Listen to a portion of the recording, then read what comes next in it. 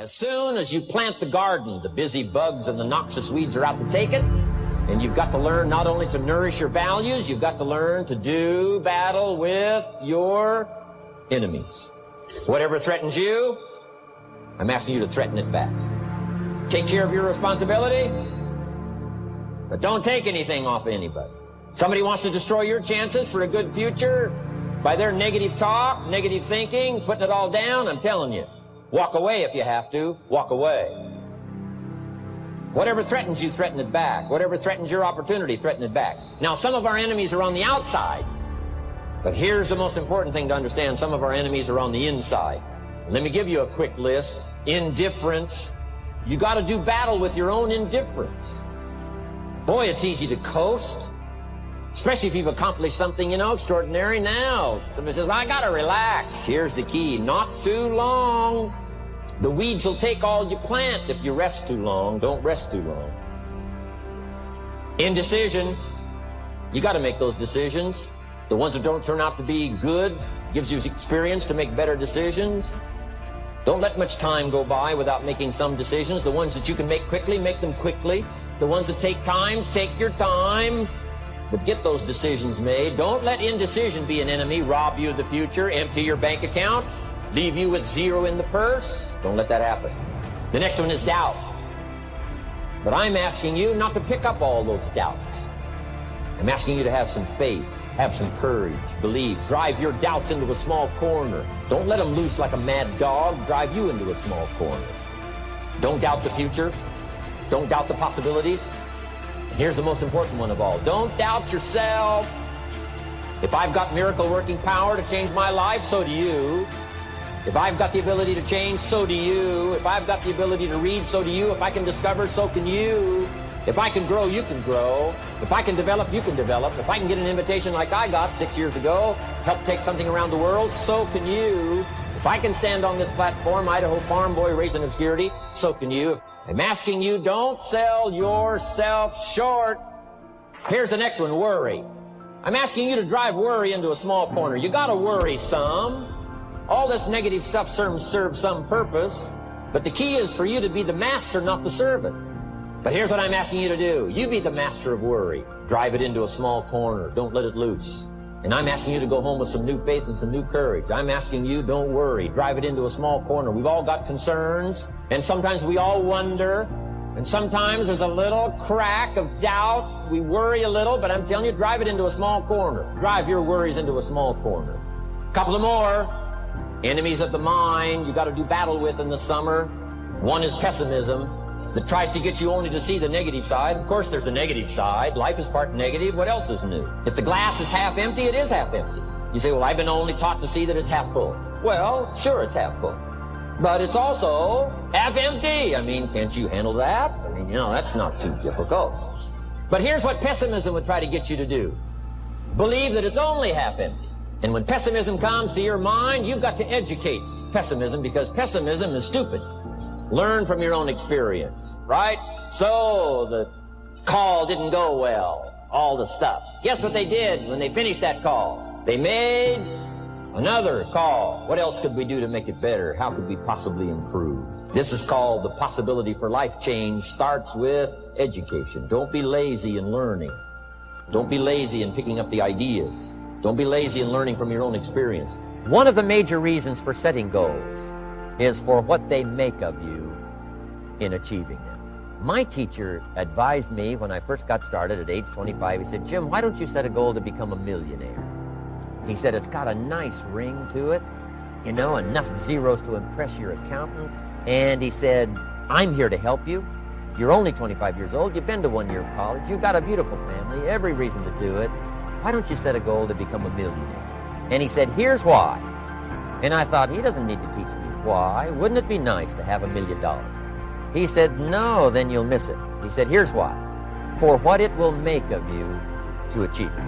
I'm telling you, that statement changed my life. Set the kind of goals that will make something of you to achieve it. He said, now, once you become a millionaire, what's important is not the money. I thought, that's kind of strange teaching. He said, honest, it isn't important. He said, you could just give the money away. Now, I did better than that. I lost it all. By the time I was 31, I was a millionaire. By the time I was 33, I was broke. But when I lost all my money, guess what? I found out Mr. Schoaf was right. What was valuable was not the money. What was valuable was what I became to earn the money. The skills I had, the knowledge I had about the marketplace, the values that I had going for me. They were more valuable than the money. And here's an important statement to remember. It's not what you get that makes you valuable. It's what you become. So part of the key here is to set the kind of goals that will make something of you. Don't set them too low so that you don't have to grow and you don't have to read and you don't have to try and you don't have to stretch. Don't set them too low. And then don't sell out. Don't go for something that's going to cost you your virtue or cost you your values or sell out your principles. There's a good middle road here to follow. Goals that will inspire, goals that will help you grow, change, develop, and become better than you are. The power of extraordinary performance and demanding of yourself excellent results. This is so important. If you want to live extraordinary, you must do extraordinary. If you want an extraordinary income, you must do extraordinary things. If you want an extraordinary fortune, you must go with the demands of what it takes to have that fortune. If we would ask of ourselves that kind of performance, and you've got to ask it of yourself. You know, I can't ask it of you. I would try to inspire you. I would try my best to share with you what it might taste like, what it's like to finally make your fortune. It happened for me. But here's what you must do. You must demand it of yourself. Society does not demand that you not have a heart attack. But if you want to escape having a heart attack, you must demand it of yourself. Society doesn't demand that you prove your health. You have to demand it of yourself. Society doesn't demand that you jog around the block every morning. But if you want good health, you must demand it of yourself. Society doesn't demand that you read a couple of books a week and improve your intelligence and your knowledge. That you must demand of yourself. Society does not demand that you build a financial wall around your family nothing can get through. That's not a demand of society. But you must demand it if you wish it. You must demand it of yourself. Society doesn't demand that you learn a list of 10 skills in order to ensure your own future and the future of your family.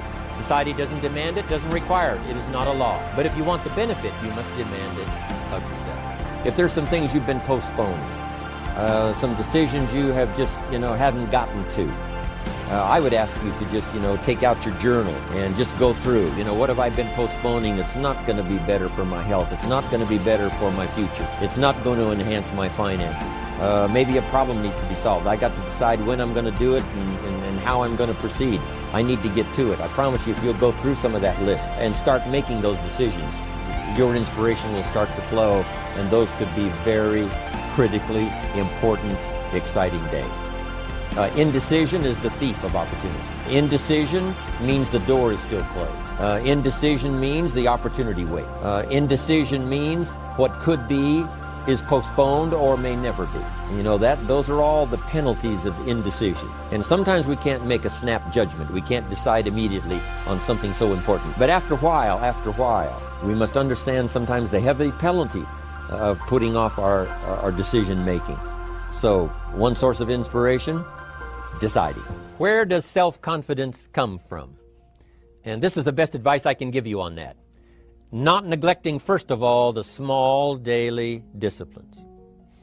Self-confidence really comes from feeling good about yourself.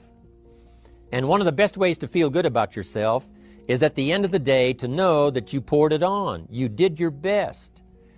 If you conducted a meeting, you did the best you could. If you made a phone call, it was the best phone call you could possibly make. If you wrote a letter, it wasn't a casual letter, it was your best letter. At the end of those kind of days, when you feel good about yourself, self-confidence starts to rise. You know that if you can have this kind of a good day, you can have another one the next day, and those days become the weeks become the months, and the month becomes a powerful year. Self-confidence comes from the lack of neglect. If you will not neglect to do the small daily disciplines, that's where self-confidence comes from. Part of good health is self-confidence. I know I'm going to be healthy. I eat the apple a day. I walk around the block. I do the jogging on the beach. At the end of the day, when you've really poured it on and you've done all the stuff, self-confidence grows. That self-confidence affects your health. It affects your future. It affects your psyche. So this is true. One of the great powers is self-confidence. Self-confidence means willingness to do whatever it takes to achieve. Some people say, well, I'll do it for a little while and see what happens. You know, I'll try a couple of things. If that doesn't work, I'm out of here. And all of us know that that kind of person doesn't have much of a future. But if you're willing to do whatever it takes, if I have to learn a couple of things, I will learn those things. If I got to learn 5 or 6 things, I'll learn all 6. If I have to take an extra class, I'll take an extra class. If I've got to read the books, I'll read the books. If I have to consult with people who know more than I know, I will do the necessary consulting. Whatever it takes, I will do. That starts to develop unbelievable self-confidence.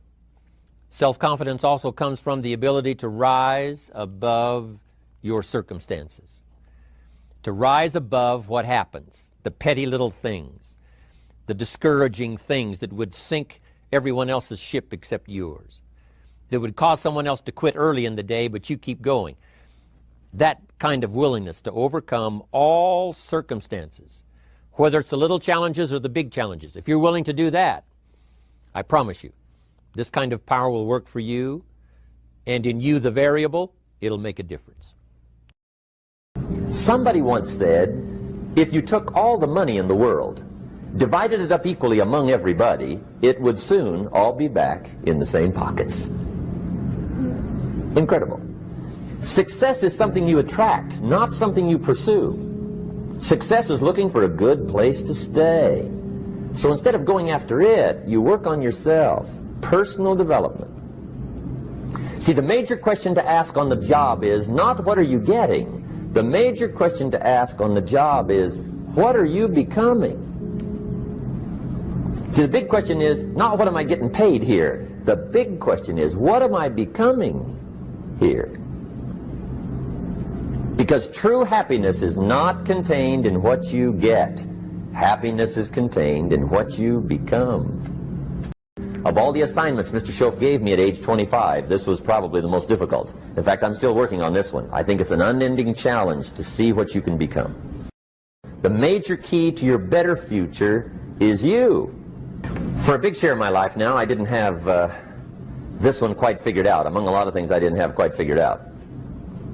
Many things used to puzzle me back in those early days. I used to wonder why 2 people could work for the same company, one make twice as much money. Now see, that used to puzzle me. And maybe they were the same age, graduated from the same school, live in the same community, work for the same company, with the same products and the same services.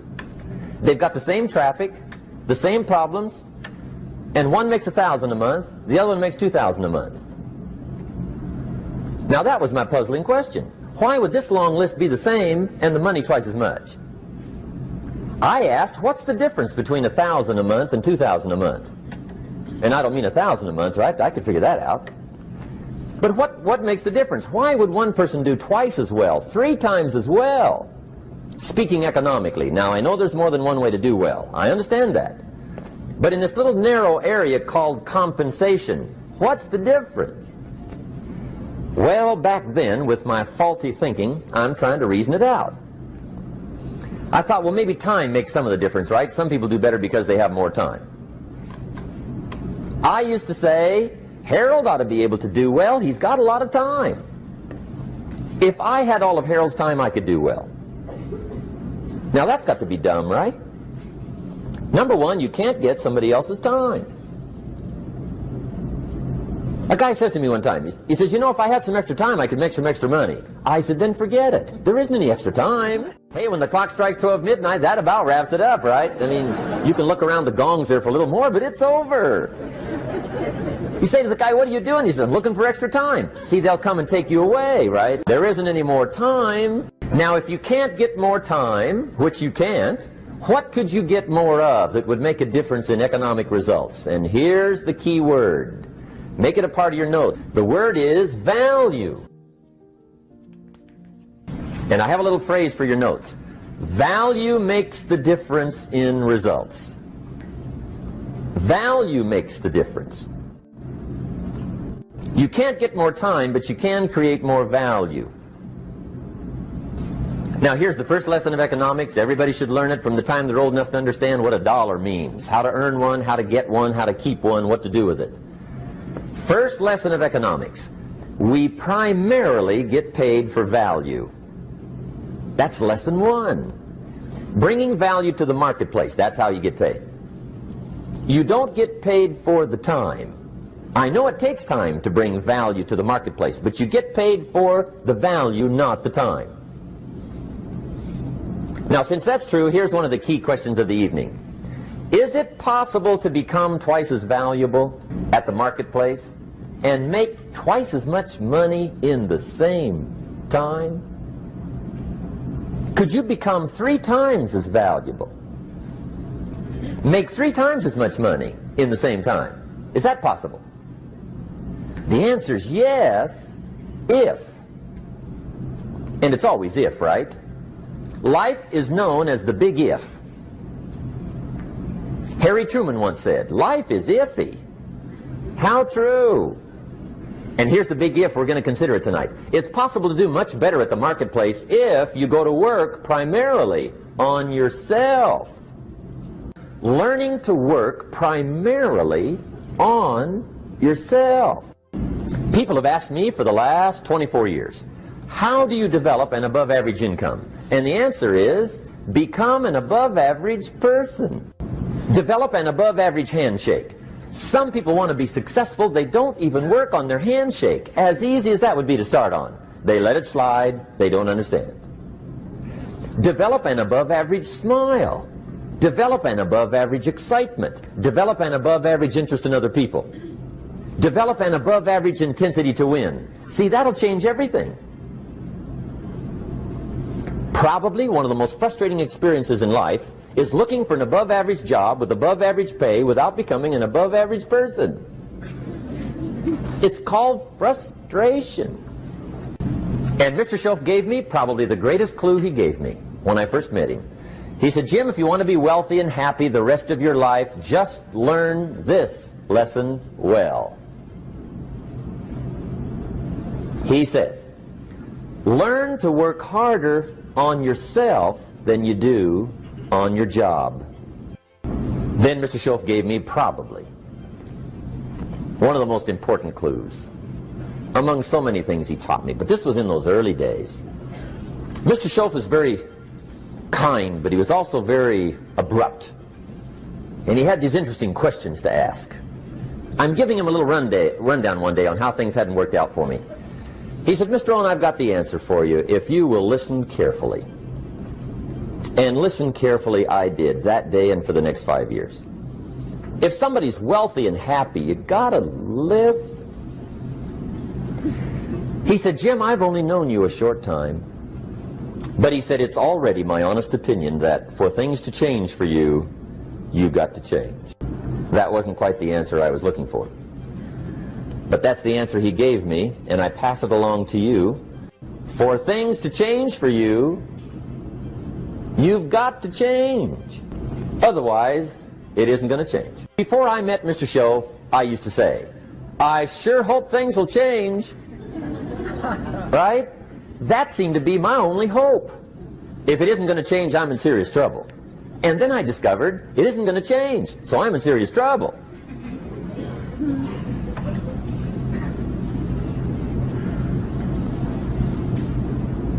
See, I can tell you what the 80s are going to be like. You have dropped into the right place. I did a seminar one time for Standard Oil executives and management in Honolulu. And we're having a conference one day on this big conference table. And one of them said to me, Mr. Rohn, you know some fairly important people halfway around the world. What do you think the 80s are going to be like? I said, gentlemen, I do know the right people. I can tell you. So they all listened very carefully. And I said, gentlemen, based on my wide experience, I can really honestly say to you, in my opinion, in the 80s, it's going to be about like it's always been. Aren't you glad you came? That's inside. I don't pass that around just everywhere. Now, of course, I said that to make a point, but I also said it because it's accurate. It's going to be about like it's always been. It isn't going to change. The tide comes in, and then what? It goes out. For 6,500 years that we know of, recorded history, and probably long before that. So it is not going to change. It gets light, and then what? It turns dark. 6,500 years. See, it's not likely to change. And we're not to be startled by that. If the sun goes down, the guy says, "What's happened? What's happened?" It means he hasn't been here long, I guess, right? It always goes down about this time. The guy says, "Well, I don't like that arrangement." Well, you got to talk to somebody besides me, right? It gets light, then it turns dark. In rotation, the next season after fall is what?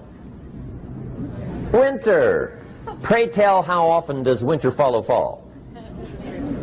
Every year regularly for the last 6,500 that we know of. See, it is not going to change. Now, some winters are long, and some are short, and some are hard, and some are easy, but they always come right after falls. It isn't going to change. Sometimes you can figure it out, sometimes there's no way to figure it out. Sometimes it goes well, sometimes it gets in a knot. Sometimes it sails along, sometimes it gets in reverse. See, that's not going to change. The last 6,000 years reads like this: opportunity mixed with difficulty. That's how it reads. It isn't going to change.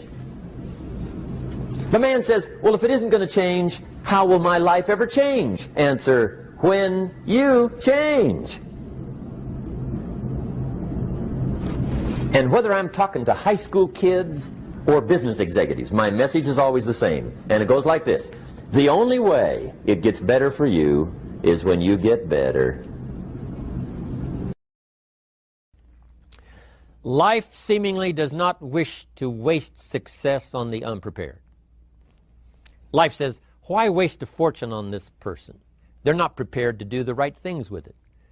They're not prepared to use it wisely. If a fortune was bestowed upon this unprepared person, it would probably be wasted. The people that could have been touched won't be touched. What could have been done won't be done, because this fortune will have been wasted on the unprepared person. So not only look for fortune, not only look for the promise, but prepare yourself and ask of yourself, what can I do to make myself ready? Because remember, life was designed not to give us what we want, not to give us what we need, but life was designed to give us what we deserve. Every value in life must be paid for, and those that pay are the ones that get it. It says those that give receive. Someone says, "I wish to receive, I wish to receive." You don't have to concentrate on receiving. Just become a good giver. It says those that search will find. Someone says, "Well, I need to find some good ideas to help change my life for the future." Then to find good ideas, that doesn't come because you need them. It comes because you search for them. If you want good ideas, you got to go after them. You got to go to the class, you got to go to the workshop, you got to go to the training, go to the book, right? You got to go to the journal, right? Go where good ideas are being taught. Go searching, go looking, because good ideas are not going to be wasted on those that are not seeking, searching, well prepared. So, prepare yourself to be ready for fortune when it comes, to be ready for challenge when it comes, to be ready for opportunity when it comes. Opportunity comes along and passes by the person that is not well prepared. I want to prepare myself this year for next year. Yes, I wish to be effective this year, but I'm also thinking of ways, how could I be better? How could my ideas be more powerful? How could they be sharper, more clear? How could I reach some people next year that I perhaps can't reach this year? I haven't reached deep enough into my own soul to affect some people. Some people just pass by and say, "Hey, what a good speech." But how could I make it stronger than that, deeper than that, more powerful than that? I cannot be as powerful as I could be next year. You know, you can't go to the 10th grade in the 5th grade. You just got to go through the grades. But the more you are prepared, when the 10th grade finally comes, now you can cash in and get 2 times, 3 times, 5 times more value from it by being prepared. Now here's the next one. There's great power in self-reliance. Self-reliance means you simply look mostly to yourself. It would be nice if someone just gave you this, gave you this, gave you this.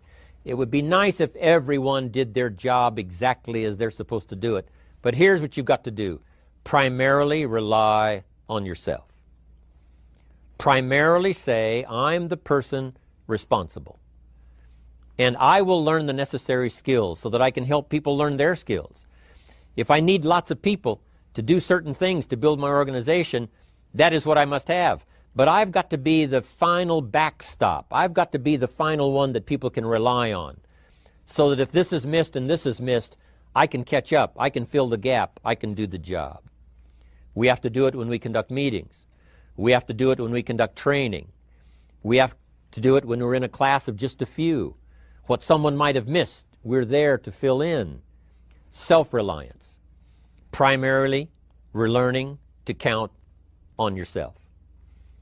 So that you can do this, never complain and never explain. Here's the next key power, and that's image. There's many parts to image. The image that others see you as, the image you have with other people. And it's very important how other people see you. If they don't see you as a leader, chances are they won't pay attention. If they don't see you as being in control, chances are they won't have the trust. If they don't see you as knowing where you're going, what you want to accomplish, they probably won't follow. But if people can see you, if you have the image of someone that's in charge, in control of your life, your future, your destiny, in control of the situation, if they see that, that kind of image is powerful. It helps to win the day. It attracts other people. People want to be around people that are in control, that are powerful, but they know how to use their power, influential, but they know how to use their influence. That kind of image is important. But here's a very important image, and that is your image of yourself. The way you dress, the way you talk, the way you think, your capacity for learning, all of that is an important image that you have of yourself. The image that you have that if it needs to be learned, you could learn it. If there's a book that needs to be mastered, you could master it. If there's a skill that needs to be learned, why couldn't you get busy now and learn that skill? That kind of self-image, that I am continually trying my best to be the best I can. Because one of the most important places you have to look is into the future, yes. You got to look into the past, yes. You've got to look around, yes. But one of the most important places you have to look is in the mirror. You know, how I appear to other people, that's important. But how I appear to myself is the ultimate importance. That kind of image, to where you'll develop the self-confidence, you'll develop the self-reliance. Now here's another one. The next word is character. Becoming a person of high values, a person of principles, a person of honesty, a person that earns respect. That kind of character. So this is important to develop the character within yourself, that people see you as honest, as fair, willing to do the right thing, willing to be helpful, but always willing to walk the center line, not to pass the line. Now here's another one. It's called self-discipline. Self-discipline, all of us have a challenge with that. Because sometimes it's easy, and especially if you're working hard, doing the best you can, it's easy sometimes to let up and let it go. Philosophy, as I taught the last time I was here, philosophy, in my personal opinion, is the major determining factor in how your life works out. Philosophy, the major determining factor in how your life works out. Philosophy. To form our philosophy, you got to think, you got to use your mind, you got to process ideas. This whole process over a lifetime, starting way back here when we were children, schools that we've attended, our parents, our experiences, all this stuff that we've processed by the thinking process helps to develop our philosophy. And in my opinion, each person's personal philosophy is the major factor in how your life works out. Here's what's exciting about each person's personal philosophy. That's what makes us different than dogs and animals, and birds, and cats, and spiders, and alligators. That's what makes us different than all of the life forms. The ability to think, the ability to use your mind, the ability to process ideas, and not just operate by instinct. In the winter, I'm telling you, the goose can only fly south. What if south doesn't look too good? Tough luck. It can only fly south. But see, human beings are not like a goose. Can only fly south. I mean, you can turn around, go north, you can go east, you can go west, you can order the entire process of your own life. And we do that by the way we think. We do that by exercising our mind. We do that by processing ideas and come up with a better philosophy, a better strategy for our life, goals for the future, okay? Plans to achieve those goals. All this comes from developing our philosophy. Philosophy helps us to process what's available. Well, when we get here, we got seed, and we got soil, and we got some rain, and we've got some what? Sunshine, and we've got some seasons, and what? The miracle of life. Now, the key is, what do you do with all this stuff? How do you turn all this stuff that's available here into equity and promise and lifestyle and dreams and future possibilities?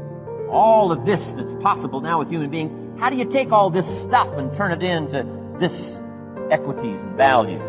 Well, it starts with philosophy. What is the seed? What is the soil? What is the sunshine? What is the rain? Is it possible to take some of each of all the stuff that's available and turn it into food and turn it into value and turn it into nourishment, turn it into something spectacular and unique that no other life form can do? And the answer is yes. But you cannot deal with all this stuff and what to do with it unless you start refining your philosophy.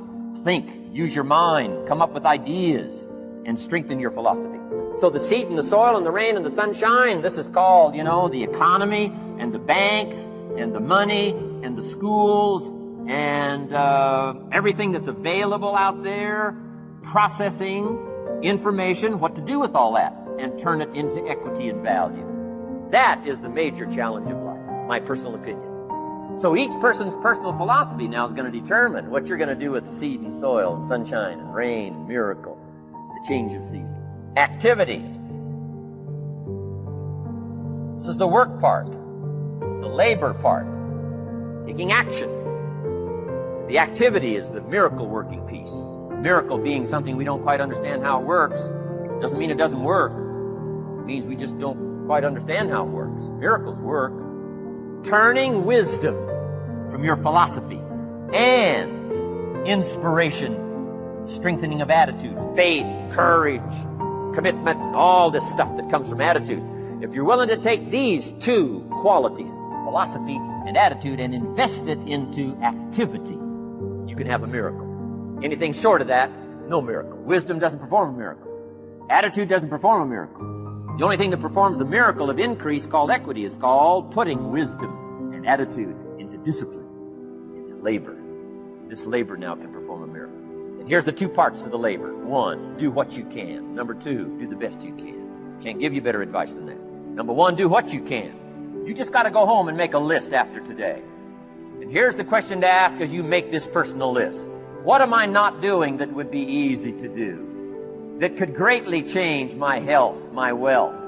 What am I not doing I'm neglecting that would be easy to do? Let's go home and answer that question personally. You don't have to put the answers on a public bulletin board. This is just all personal stuff. Errors in judgment, disaster. A few simple disciplines, wealth beyond imagination. And if you'll pick up the activity part, the miracle working part, plant the seed part, take care of your part. The soil will take care of its part. The seed will take care of its part. Seasons will take care of their part. The miracle will take care of its part. If you'll take care of your part, called putting it into activity, action. Works miracles, results. Every once in a while, you got to take a measure, see how you're doing with these three pieces: philosophy, attitude, activity. Now we take a measure called results. What is the results at the end of the day, the results at the end of the week? You can't let too much time go by without checking. Time goes by. 6 years I'd been out there working when I met my teacher, Mr. Shope. Shope said, well, Mr. Rohn, let's just go through a little summary here. He said, in the last 6 years, how much money have you saved and invested? Let's go through a little tab list here. How much money have you saved and invested the last 6 years? I said, what? 0. He said, you have messed up. He said, how many books have you read in the last 90 days? I said, what? 0. Wisdom of the world available? Change your life, change your future? Wisdom of the world available, develop any skill you want, earn the kind of income you want, have all the treasures you want, equities you want, relationship with your family that you want, everything that you want available, and the wisdom of the world to help you get it haven't read any books in the last 90 days. My teacher said, Mr. Rohn, you have messed up. I'm telling you, you've got the deal. Schultz said, Mr. Rohn, in the last 6 months, how many classes have you taken to improve your skills or to develop new skills? How many classes have you taken in the last 6 months? I said, how many? 0. He said, you have messed up. He said, you don't need to unmess the country. You don't need to straighten out the perplexed. You don't need to straighten out any of this stuff. All you've got to do is look within and let results teach you a great deal about your own activity, your own attitude, and your own philosophy. I went through that process. Take this phrase home. Results is the name of the game. What other game is there? And I'm telling you, if you'll start with that, it's called the process of life change, and it doesn't matter how small the process is to start. One discipline starts it, and then one discipline feeds another, and the first thing you know, you've got this whole cycle in an upward positive motion. And it's called life change. It's called income change. It's called health change. Relationship with your family change. Equities unprecedented that you can have in numbers that will stagger the imagination if you do not curse what's available and start amending what's possible to get the results that you want. I don't think I can put it in any better way. He said, it's not what happens that determines the major part of your future. It's not what happens. What happens to us all. He said, the key is what you do about it. It's not what happens, it's what you do about it. And he said, if you will start that process of change, do something different the next 90 days than you did the last 90 days, like picking up the books to read. Do something different, like the new health disciplines, relationship with your family, whatever it is, doesn't matter how small it is. If you'll start doing different things with the same circumstances, since we cannot change the circumstances, but we can change ourselves. We can change what we do. Then he gave me another secret to success when he said, what you have at the moment, Mr. Rohn, you've attracted by the person you've become. What you have at the moment, you've attracted by the person you've become. Few little simple principles here. Once you understand these, it starts to explain so much. Now, sometimes it's a little tough to take, blaming yourself instead of the marketplace, taking responsibility instead of putting it off on someone else. That transition sometimes is a challenging mission. And this one was a little tough for me. He said, Mr. Rohn, you've got pennies in your pocket, you've got nothing in the bank, the creditors are calling, you're behind on your promises. He says, here's how that occurs. You've attracted, up until now, you've attracted the things to you because of the person you've become. Now I said, well, how can I change all that? He said, very simple. If you will change, everything will change for you. You don't have to change what's outside. All you've got to change is what's inside. To have more, you simply have to become more. And then he said, don't wish it was easier. Wish you were better. Don't wish for less problems. Wish for more skills. Start working on yourself, making these personal changes. And he said, it'll all change for you. Develop these 5 abilities as part of your personal development quest. I call them the 5 abilities. Here's the first one. Develop the ability to absorb. The ability to soak it up like you're doing today. Be like a sponge. Don't miss anything. And not just the words. It's true, don't miss the words, but don't miss the atmosphere. Don't miss the color. Don't miss the scenario. Don't miss what's going on. Most people are just trying to get through the day. Here's what I want you to be committed to do. Learn to get from the day. Don't just get through it, get from it. Learn from it. Let the day teach you. Join the University of Life. Second, learn to respond. The ability to respond means let life touch you. Don't let it kill you, but let it touch you. Let sad things make you sad. Let happy things make you happy. I'm telling you, give in to the emotion. Let the emotion strike you, not just the words, not just the image. Let the feeling strike you. Let the emotion strike you. Here's what's important. Our emotions need to be as educated as our intellect. Our emotions need to be educated as well as our intellect. It's important to know how to feel. It's important to know how to respond. It's important to let life in, let it touch you. We've covered the first 2 abilities in the personal development quest. One is the ability to absorb, don't miss anything, pay attention. Good watchword for the 90s, pay attention. Things are moving so fast these days, you got to pay attention, pick it up, soak up the colors, soak up the sounds, soak up what's going on. Second, respond. Let life touch you. Let the emotions affect you as well as the sights. Now here's the third ability. Develop the ability to reflect. Reflect means go back over. Study it again. Go back over these notes that you're taking today. Go back through the cassettes one more time. Read the text one more time. But there's more to it than that. Go back over your day. Take a few hours at the end of the week. Call time to reflect. Go back over your day timer. Go back over your calendar. Go back over your appointment book.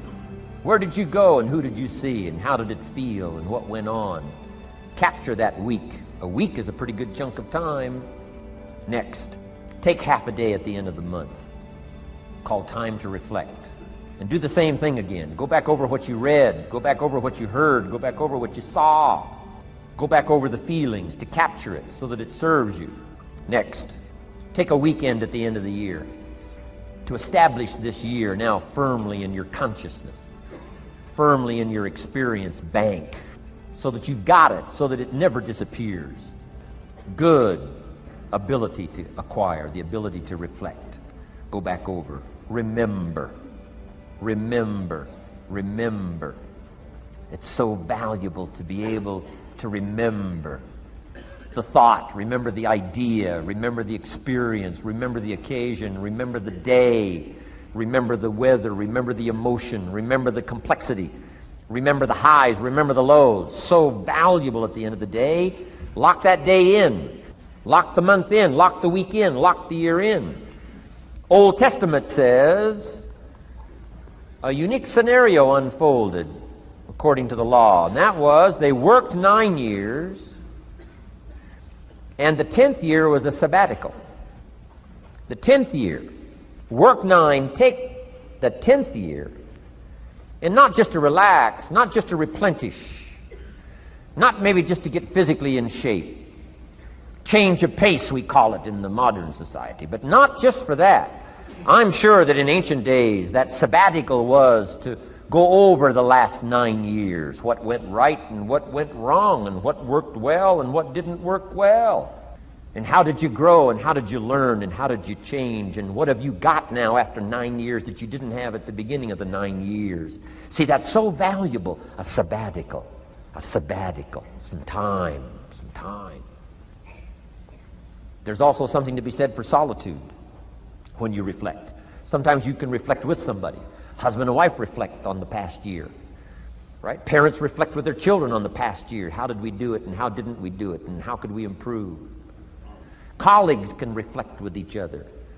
But now here's one of the most important. You've got to learn to reflect with yourself. There's something to be said for solitude. There's something to be said for taking those occasions to shut out the world and shut out everything else for a while. Now here's why it's important to reflect. To make the past more valuable to serve you for the future. Here's what's really powerful, learning to gather up the past and invest it in the future. Gather up today and invest it in tomorrow. Gather up this week and invest it in the next week. Gather up this year and invest it in the next year. See, that's so powerful, rather than just hanging on one more year, hanging in there, seeing what's going to happen. Learn, study. This is part of the personal development quest, becoming better than you are, more valuable than you are, not just in terms of economics, in terms of motherhood, in terms of fatherhood, in terms of being a better brother, a better colleague, making a better contribution to the family, to society, to the community, to the church, to the office, to the commitment, to the partnership. Doesn't matter what it is that has value.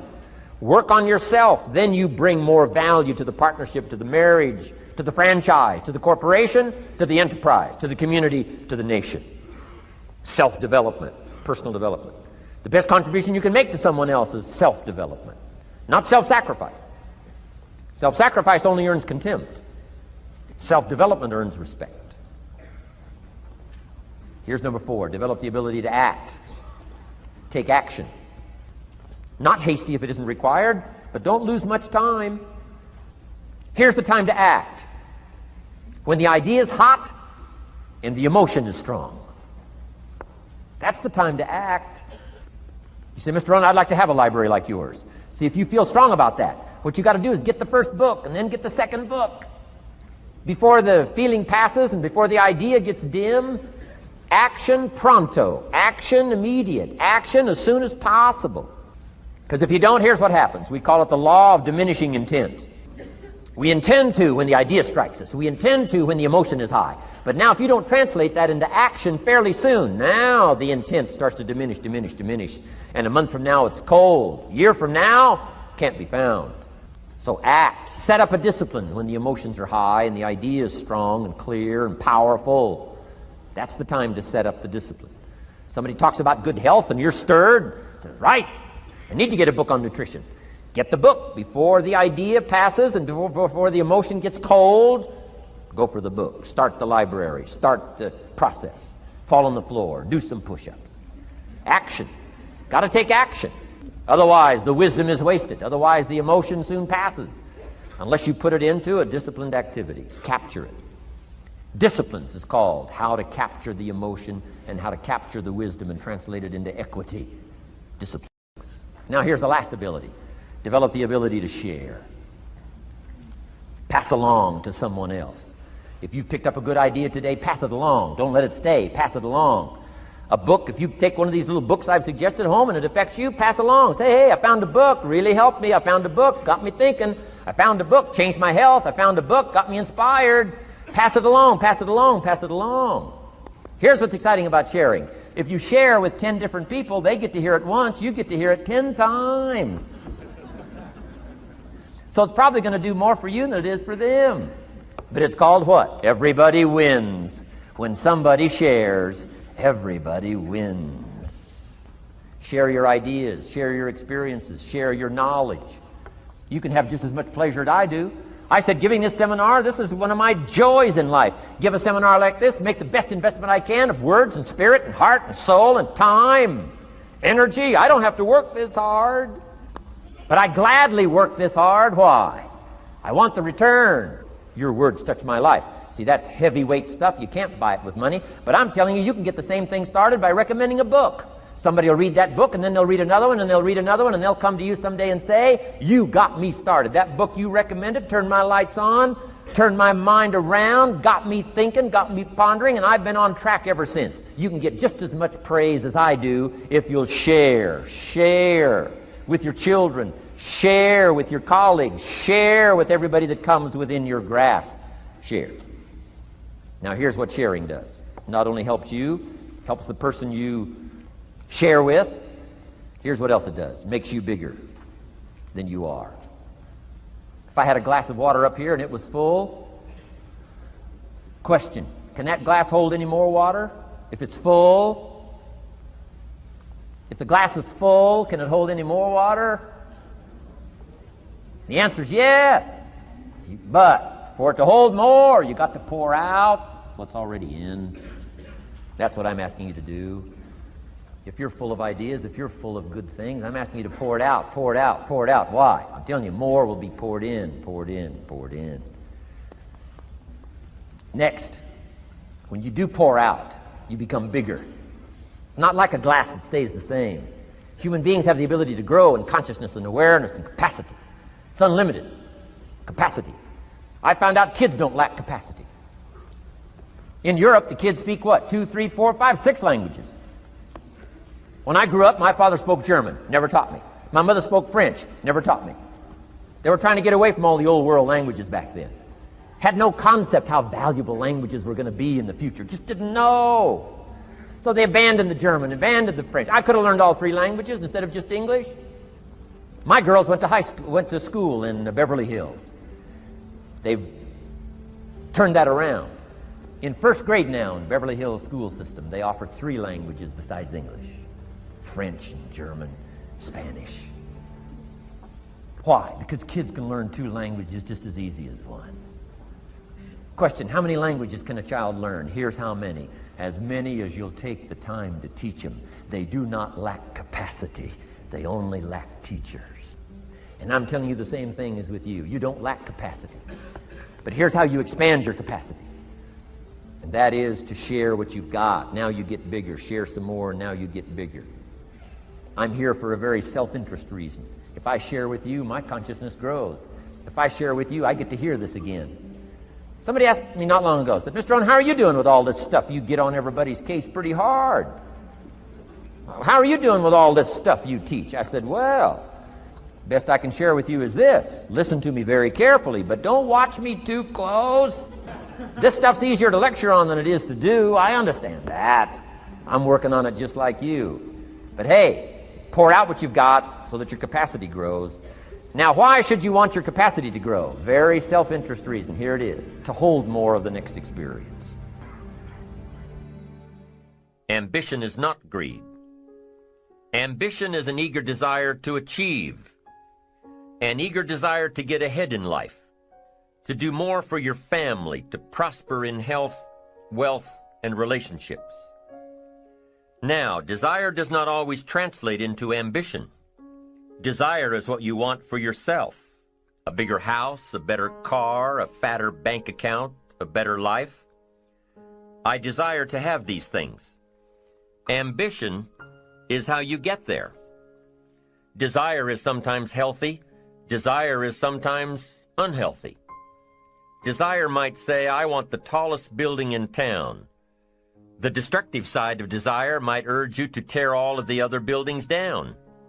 I guess that's one way to do it. You might get away with tearing down the first one and maybe the second one.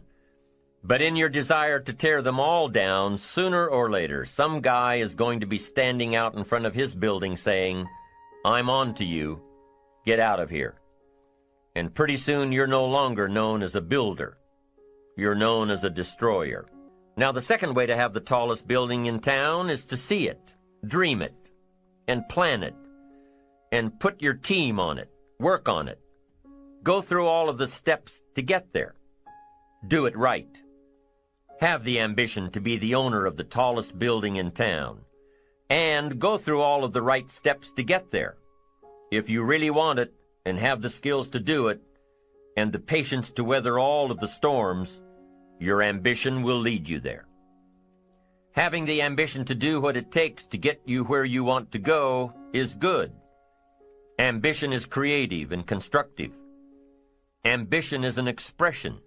It's something inside of you want to express in a positive way. I'm sure you have dreams of accomplishing great things. Are you ambitious enough to realize these dreams? Are your dreams strong enough to pull you toward your future? Are they vivid enough to see the end result now? Are they worthy of doing until you get there? What are your reasons for creating these dreams? Reasons vary from person to person. I bet if you did a little soul searching, you could come up with a fairly strong list. The list of reasons. Why is it so important to achieve these dreams? What are you trying to express? These reasons for accomplishing great things are different for everybody. There are personal reasons, sometimes uniquely personal reasons. Some people do well for the recognition. Some people do well because of the way it makes them feel. They love the feeling of being a winner, and that is one of the best reasons. Once in a while I hear someone say, if I had $1 million, I'd never work another day in my life.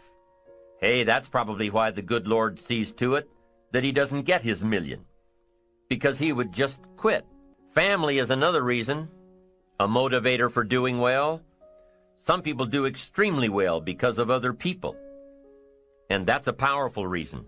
Sometimes we will do something for someone else that we would not do for ourselves. I know a lady who was getting back on track from financial disaster.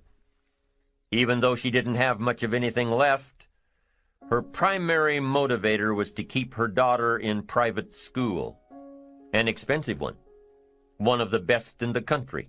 Although her goal was to financially surpass where she was before her economic fall, her main reason to work all of those extra hours was to give her little girl the best possible education. As you can well imagine, wanting to do something for someone else led her to all sorts of other accomplishments as well. How fortunate are the people who find themselves greatly affected by someone else.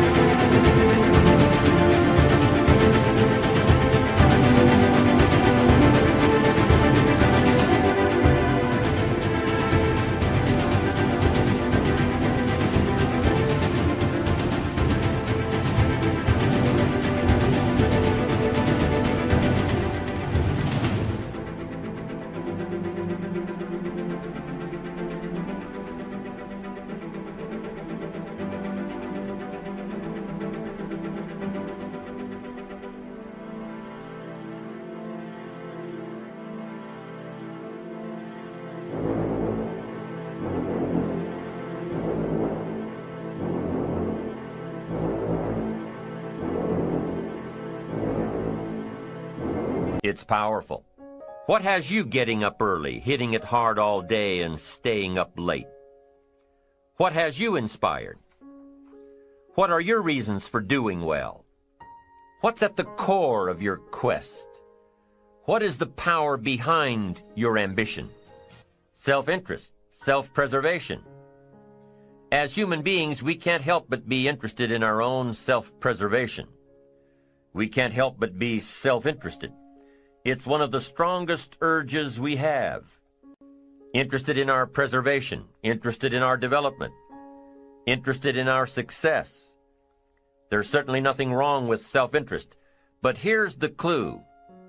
Self-interest must be enlightened as to what truly serves us best. When I found out that self-interest was okay, that was a big relief to me. Now, we're not talking about selfish. We're talking about self-interest. Self-interest needs to be educated, enlightened. Self-interest is willing to be benefited by service to others, not at the expense of others. Self-interest at the expense of others starts to be greed, evil, hoping you go up as someone goes down, hoping to attain while someone else loses.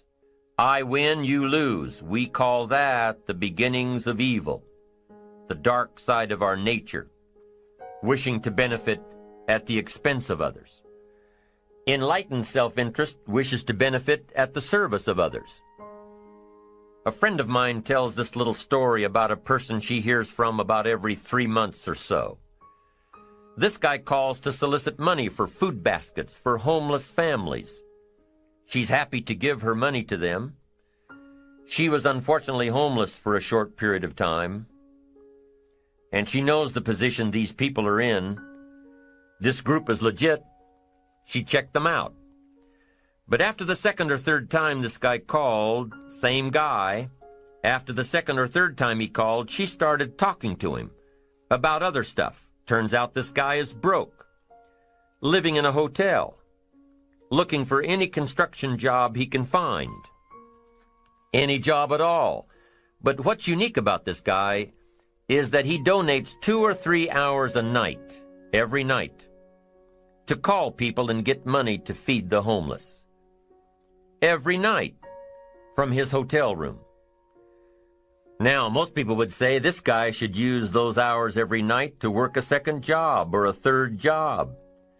But while he's way down on the ladder of success, he feels it's important to help those less fortunate than he is. He has a roof over his head. He makes enough to feed himself. And my friend says that every time she talks to this guy, every 2 or 3 months, he's doing better. He's digging himself out of debt. He's starting to save money. He thinks he'll be able to move into an apartment in another month or 2. Now, recently an interesting thing happened. My friend was talking with an associate of hers. She's single, lives in a big house, needs to find a handyman to help her out on a regular basis, someone who can build an addition onto her house. So my friend told her about this guy. The only reason this guy ended up being hired was that my friend's associate was touched by his dedication to service, while he, himself, was down and out. Service. success at the service of others. Now, this guy isn't rich by any stretch, but through my friend's network, he now has constant work, doing things around several people's houses. And now he's in a place of his own.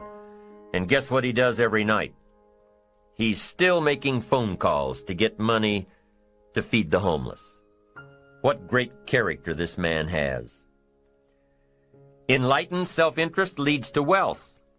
Self-preservation leads to poverty. Somebody says, well, I can't be concerned about other people. I have to pay attention to myself. Well, then you'll always have to.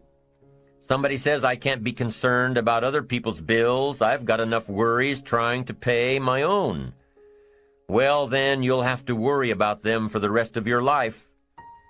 The best way to get that monkey off your back is to turn your attention around.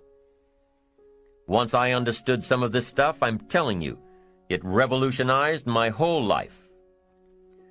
Now, self-interest is okay, yes. But here's what self-interest must be if you truly want to be happy. It must be enlightened.